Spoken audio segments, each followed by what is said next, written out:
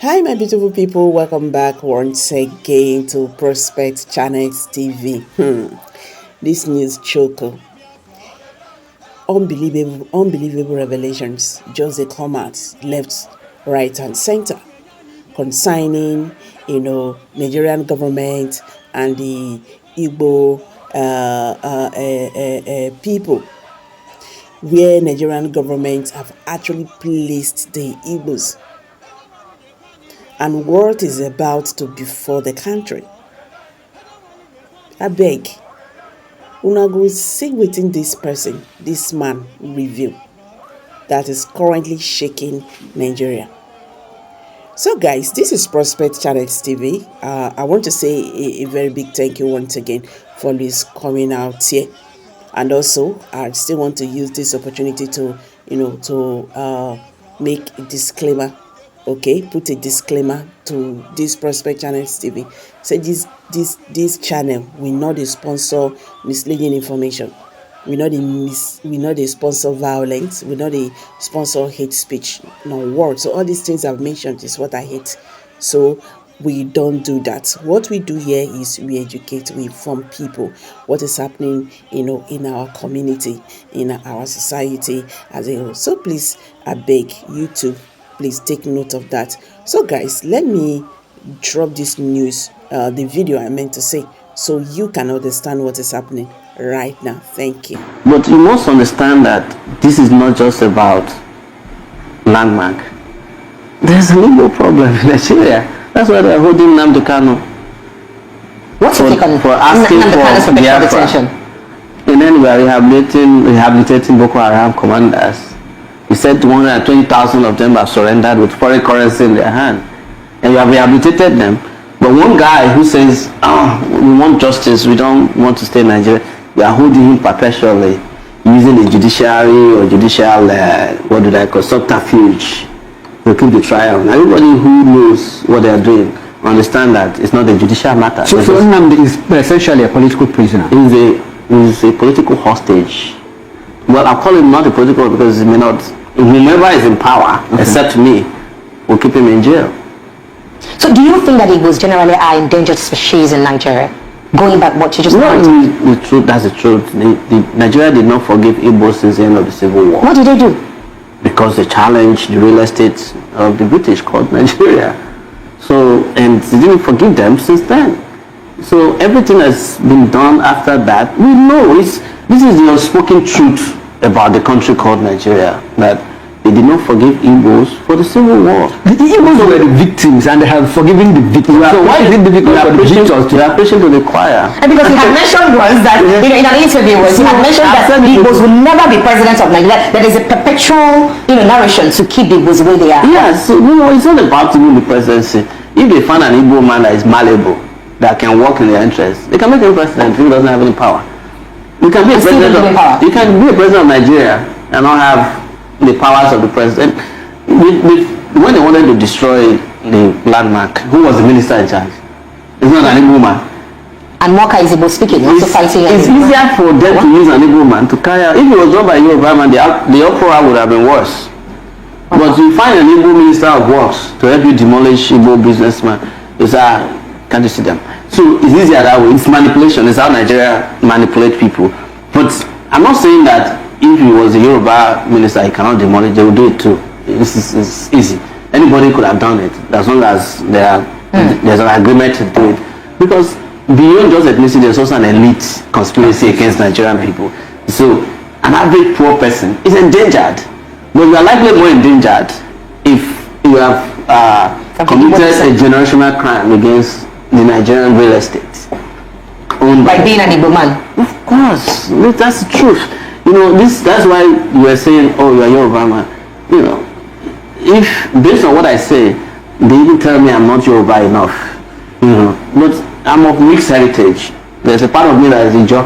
Okay. And we are the Ijo speaking Yorubas. We're the Yoruba speaking Ijos in Ondo State. Okay. So they call us Ijo Apoy. Ilaje area. No, it's Ilaje. So we're next to Ilaje. Okay. But my great grandparents came from Yoruba side of things. But the stream that Sowore is named after is in Ijebu water side. Because that's how they came.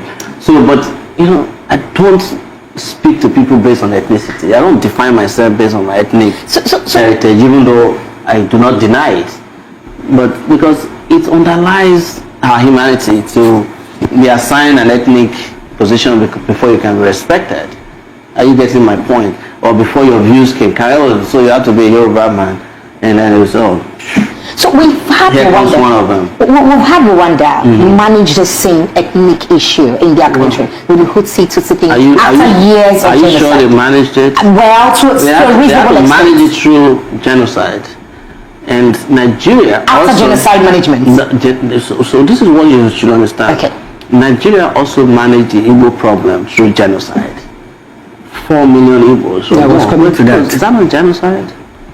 But you know the problem I have sometimes even with some of our people is that the same people who shot and killed them are more popular in their midst than those who support their rights.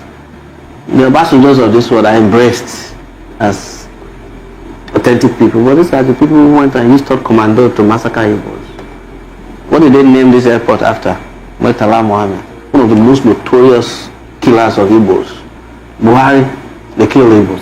Danjuma, they kill Igbos. Gowon, they kill Igbos. But they even love them more than they love those of us who are fighting. People challenge me that they hate me because I support Nnamdi Kanu, and I say so be it. Because I know that I'm supporting justice, and I cannot support injustice because I want political favors from a country.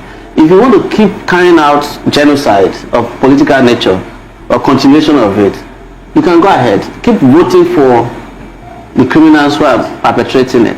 Let the forest be voting for the acts because the handle is from one of them. Okay, I said something. I'd like you to touch more on it. I mean, the Igbos were the victims. Now they are forgiving the victors. There is no place you don't find the footprints of Igbos across the length and breadth. That's why I say you are preaching to the choir. It's not, Igbos are not only in Nigeria, they're all over the world. I went to Alabama in the US, and the only pharmacist there is an Igbo man. Selma, Alabama. You've heard about Selma? Yeah. It's one of the homes of the civil rights movement, where they cross that Petra Bridge. Exactly. Igbo man is there. Most likely that's what you find in every community in the US. Igbos are distributed all over the world. There's this urban legend that if Igbos cannot live in a place, the place is not livable. There was a time a New York Times reporter came to Gamboru Gala after Boko Haram sacked the place. The only person they found there who was not a Boko Haram member was an Igbo pharmacist. So what are you doing here? He said, well, somebody has to treat them. He was that courageous enough to stay there. So I'm saying all these things so that you can understand that I understand probably more consciously better than most people do. And that informs the reason I can speak categorically about the victimization of Igbo. Otherwise, it is a taboo. Politically, it is incorrect to say that Igbos are victimized by an average Nigerian. Okay. All right. So let's because nobody wants to hear the truth.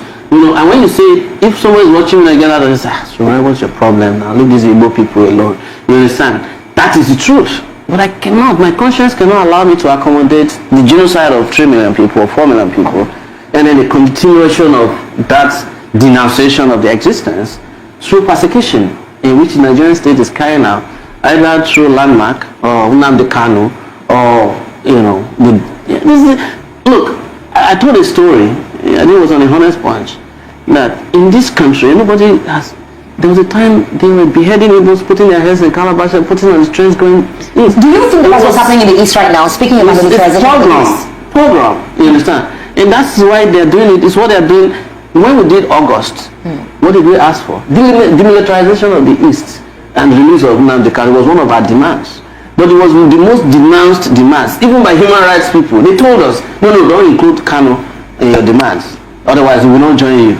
Because Nigeria has been made to believe that a crime committed against Igbo doesn't fall under human rights abuse. So let's speak about that crime against Igbo, because a popular, I think I read in your paper. And unfortunately also, the Ohanese people said they should not join the protests, that they are negotiating with Tinubu. They even said that he will release him for Christmas gift, as if he's a Christmas goat.